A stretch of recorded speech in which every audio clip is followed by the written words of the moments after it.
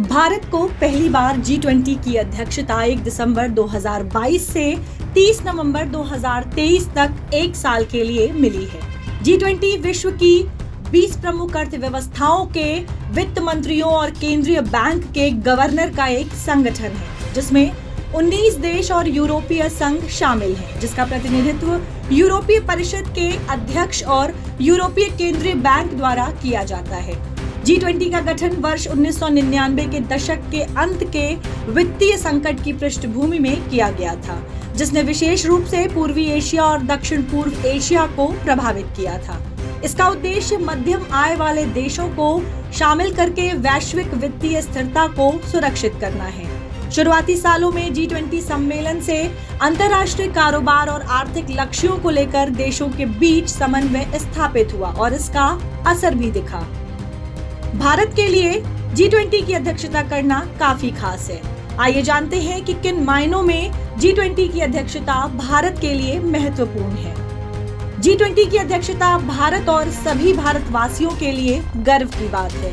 भारत के पास मौका है विदेश नीति के सार्वभौमिक मूल्यों को दुनिया के साथ साझा करने का। साथ ही अंतर्राष्ट्रीय आर्थिक सहयोग, जलवायु परिवर्तन, आतंकवाद, मानव तस्करी पर चर्चा करने का भी मौका है। G20 की भारत के अलग अलग 56 शहरों में 215 मीटिंग्स होंगी। केरल से लेकर कन्याकुमारी तक G20 की बैठक होगी। G20 की पहली बैठक राजस्थान के उदयपुर में हुई थी। भारत के पास भारतीय संस्कृति और खान-पान को दुनिया तक पहुंचाने का अवसर भी है। भारत के पास आर्ट फॉर्म और हैंडीक्राफ्ट की ब्रांडिंग करने का अवसर भी है। भारत के स्थानीय उत्पादों की ब्रांडिंग होगी, जिनकी पहचान दुनिया में होगी। इस आयोजन के लिए उत्तर प्रदेश में G20 से जुड़े शहरों को दुल्हन की तरह सजाया जा रहा है। इसके साथ ही ये भी जानना जरूरी है कि यूपी में कब और कहां आयोजन होने वाला है।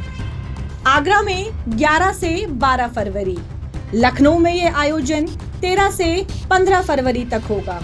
वाराणसी में 17 से 19 अप्रैल, वाराणसी में एक बार फिर से 13 से 15 जून तक इसका आयोजन होगा।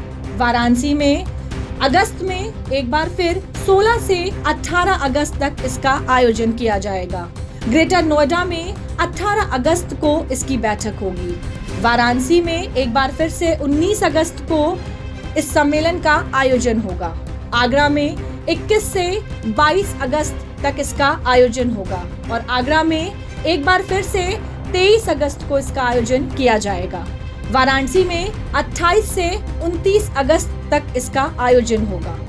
ग्लोबल इन्वेस्टर्स समिट में भारत की अध्यक्षता पर पूरी दुनिया की निगाहें टिकी हुई हैं। भारत के पास विश्व पटल पर अपनी छवि को और मजबूत करने का ये बेहतरीन मौका है। इस अवसर को भारत किस तरह अपने वैश्विक वर्चस्व को कायम करने में प्रयोग करता है, ये देखने वाली बात होगी। लेकिन ये तो साफ है कि G20 के आयोजन के बाद भारत एक नए ताकतवर राष्ट्र के रूप में सामने आएगा।